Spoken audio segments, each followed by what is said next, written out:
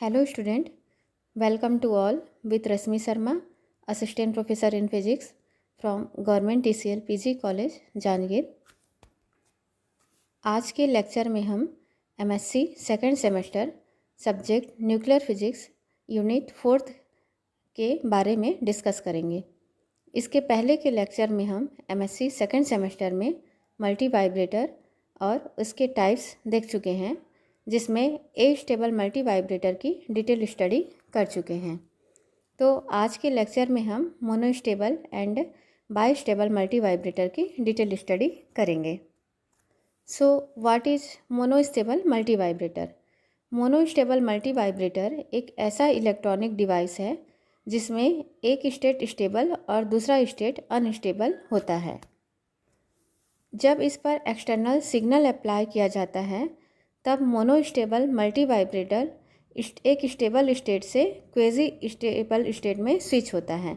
Quasi stable state means temporary stable state से है, फिर कुछ समय के बाद यह वापस स्टेबल स्टेट में आ जाता है।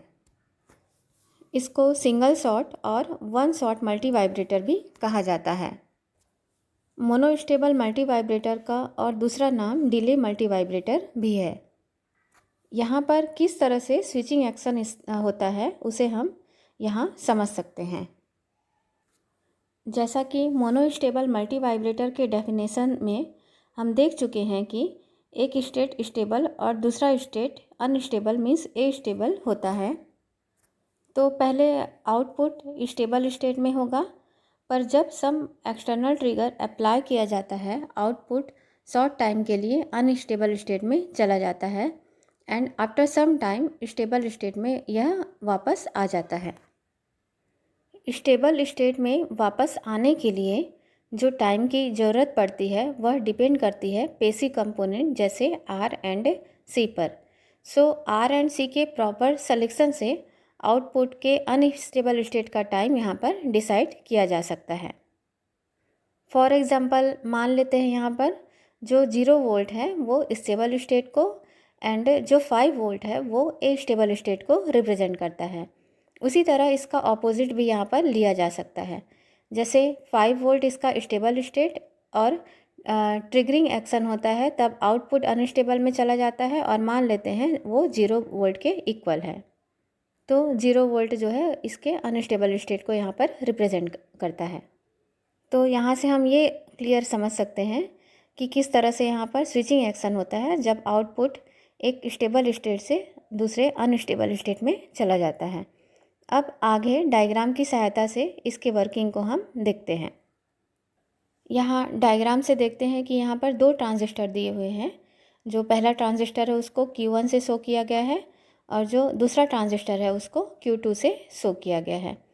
यहाँ पर जो फर्स्ट ट्रांजिस्टर है Q1 उसका कलेक्टर सेकेंड ट्रांजिस्टर जो Q2 है उसके बेस से कनेक्टेड है कैपेसिटर C के थ्रू एंड सेकेंड ट्रांजिस्टर का कलेक्टर फर्स्ट ट्रांजिस्टर के बेस से कनेक्टेड है रजिस्टर R1 के थ्रू। और जो यहाँ नीचे का पोर्शन दिख रहा है उसे ट्रिगरिंग सिग्नल अप्लाई किया उसकी सहायता से हम यहाँ पर ट्रिगरिंग सिग्नल जो है अप्लाई कर सकते हैं। मतलब एक्सटर्नल सिग्नल अप्लाई करने के लिए ये जो है नीचे का पोर्शन दिया हुआ है। अब ट्रांजिस्टर के 2 रीजन होते हैं, मतलब 2 रीजन में यह ऑपरेट होता है। पहला जो रीजन है वो कट ऑफ रीजन होता है और दूसरा जो रीजन होता है वो सैचुरेशन रीजन होता है। कट ऑफ रीजन में ट्रांजिस्टर ओपन सर्किट की तरह बिहेव करता है और यहाँ पर वोल्टेज जो है कट ऑफ रीजन में VCE VCC के इक्वल होगा। एंड जो सेकंड रीजन है सैचुरेशन रीजन उसमें ट्रांजिस्टर क्लोज्ड सर्किट की तरह बिहेव करेगा एंड जो वोल्टेज है VCE वो 0 के इक्वल होगा। मतलब VCC यहाँ पर 0 के बराबर हो जाएगा। अब जब पावर ऑन होता है तो पहले Q1 of and Q2 on state में होगा। फिर जो दोनों ट्रांजिस्टर है Q1 एंड Q2 कंडक्ट करने की कोशिश करते हैं। यहाँ पर ट्रांजिस्टर Q2 का कलेक्टर ट्रांजिस्टर Q1 के बेस से कनेक्टेड है R1 रेजिस्टेंस के थ्रू। तो Q1 यहाँ पर ऑन स्टेट में है इसलिए Q2 जो है मोर कंडक्ट करेगा और सैचुरेशन रीजन में चले जाता है। मीन्स यह जो है क्लोज्ड स्विच की तरह बिहेव करेगा और इसलिए ट्रांजिस्टर Q1 के बेस में जो वोल्टेज है वो 0 के इक्वल हो जाती है क्योंकि यहाँ पर ट्रांजिस्टर Q2 का कनेक्शन, कलेक्टर का कनेक्शन ट्रांजिस्टर Q1 के बेस से है, इसलिए यहाँ पर ट्रांजिस्टर Q1 के बेस में वोल्टेज 0 के इक्वल हो जाती है, जिसके कारण transistor Q1 cut off reason में चला जाता है और ओपन सर्किट की तरह बिहेव करेगा। मतलब जब स्टार्टिंग में पावर ऑन होता है तब Q1 of and Q2 on state में होगा। सो यहाँ Q1 of and Q2 on state में है और आउटपुट ट्रांजिस्टर Q2 के कलेक्टर नोड में मिलता है। तो यहाँ पर स्टार्टिंग में इनिशियली ट्रांजिस्टर Q2 में वोल्टेज जो है कलेक्टर पर 0 के इक्वल होता है और ट्रांजिस्टर Q1 में वोल्टेज VCC के इक्वल होगा, यहाँ पर कलेक्टर पर होगा। और यही जो है स्टेबल स्टेट होता है मोनो स्टेबल मल्टी वाइब्रेटर का। मीन्स आउटपुट इनिशियली लो होता है स्टेबल स्टेट में, और जब यहाँ पर ट्रिगर अप्लाई करते हैं, मतलब ट्रिगरिंग सिग्नल अप्लाई किया जाता है, तब शॉर्ट टाइम के लिए आउटपुट अनस्टेबल स्टेट में चला जाता है और फिर कुछ समय बाद स्टेबल स्टेट में वापस आ जाता है। और जो यहाँ पर ट्रिगरिंग सिग्नल अप्लाई किया गया है वो ये नीचे का जो पोर्शन है यहाँ इसके सहायता से किया गया है। तो ये जो है वर्किंग प्रोसीजर है मोनोस्टेबल मल्टी वाइब्रेटर का। और जिस टाइम के लिए आउटपुट अनस्टेबल स्टेट में रहता है उसकी वैल्यू दी गई है t = 0.693 R2C के इक्वल। अब आगे हम मोनोस्टेबल मल्टी वाइब्रेटर के एप्लीकेशन को देखेंगे। तो यहाँ पर जो एप्लीकेशन है वो पॉइंट वाइज जो है यहाँ पर दिया हुआ है। पहला पॉइंट में बताया गया है कि इसे डिले एंड टाइम सर्किट की तरह यूज़ कर सकते हैं। सेकंड वन में टेम्पररी मेमोरीज़ की तरह यूज़ किया जा सकता है। एंड थर्ड पॉइंट में दिया हुआ है अनदर पल्स जनरेटर को ट्रिगर करने के लिए यूज़ किया जा सकता है। और इसका जो लास्ट पॉइंट है उसमें बताया गया है कि old and worn out pulse को रीजनरेट करने के लिए इसको यूज़ किया जा सकता है। हमारा अगला टॉपिक है बाइस्टेबल मल्टी वाइब्रेटर, जो मल्टी वाइब्रेटर के थर्ड टाइप को रिप्रेजेंट करती है। तो सबसे पहले हम देखते हैं कि बाइस्टेबल मल्टी वाइब्रेटर किसे कहा जाता है। बाइस्टेबल मल्टी वाइब्रेटर में दो स्टेबल स्टेट होते हैं और जब एक्सटर्नल सिग्नल अप्लाई किया जाता है तो यह वन स्टेबल स्टेट से अनदर स्टेबल स्टेट में चला जाता है। इसको फ्लिप फ्लॉप मल्टी वाइब्रेटर भी कहा जाता है। अब इसे हम आगे इस तरह से इस डायग्राम की सहायता से समझ सकते हैं। जैसा कि डेफिनेशन में हमने यहाँ पर कहा कि इसमें दो स्टेबल स्टेट होते हैं। ये दो स्टेबल स्टेट है। मल्टी वाइब्रेटर का आउटपुट दोनों में से किसी भी एक स्टेबल स्टेट में हो सकता है। इनिशियली मल्टी वाइब्रेटर का आउटपुट वन स्टेबल स्टेट में रहता है और जब इसमें ट्रिगरिंग एक्शन होता है तो आउटपुट एक स्टेबल स्टेट से दूसरे स्टेबल स्टेट में चला जाता है, और जब तक से नेक्स्ट ट्रिगरिंग सिग्नल अप्लाई नहीं किया जाएगा आउटपुट इस सेकंड स्टेबल स्टेट में ही रहता है। कुछ समय बाद जब फिर से ट्रिगरिंग एक्शन मीन्स जब एक्सटर्नल पल्स अप्लाई किया जाता है आउटपुट अनदर स्टेबल स्टेट में आ जाता है और फिर से यह इसी स्टेबल स्टेट में रहेगा जब तक से फिर से ट्रिगर सिग्नल जो है अप्लाई नहीं किया जाएगा। तो यह जो है स्विचिंग एक्शन है कि किस तरह से बाइस्टेबल मल्टी वाइब्रेटर स्टेट में आउटपुट वन स्टेबल स्टेट से अनदर स्टेबल स्टेट में स्विच होता है। अब आगे इसका वर्किंग प्रोसीजर को हम समझते हैं डायग्राम की सहायता से।